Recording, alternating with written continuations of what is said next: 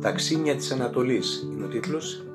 Ένα ντέμο από τις ποιητικές συλλογές του Νικόλαου Τσάμι σε μουσική δική μου.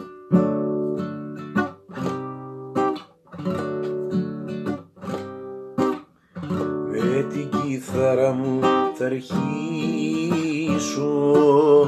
ανατολίτικο σκοπό, με μελωδίες να το λύσω, ήχους μιας άλλης εποχής ψάχνω να βρω. Να έχει τη Σμύρνη στο ταξίμι,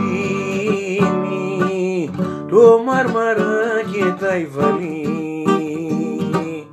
πίσω στο χρόνο σαν ταξίδι, να φτερουγήσω σαν πουλί. Να έχει τη Σμύρνη στο ταξίμι, το Μάρμαρα και τα Ιβαλή,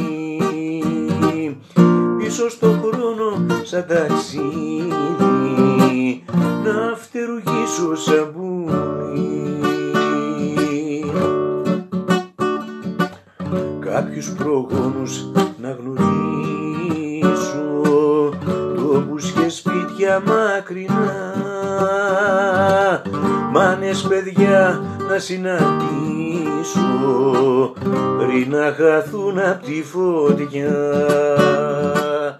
Να έχει τη Σμύρνη στο ταξίμι, το Μάρμαρα και τα Ιβαλή, πίσω στο χρόνο σαν ταξίδι, να φτερουγήσω σαν πουλί. Να έχει τη Σμύρνη στο ταξίμι,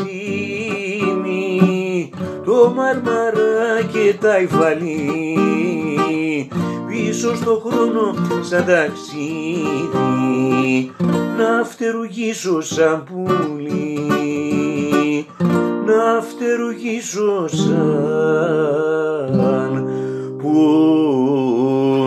πουλί.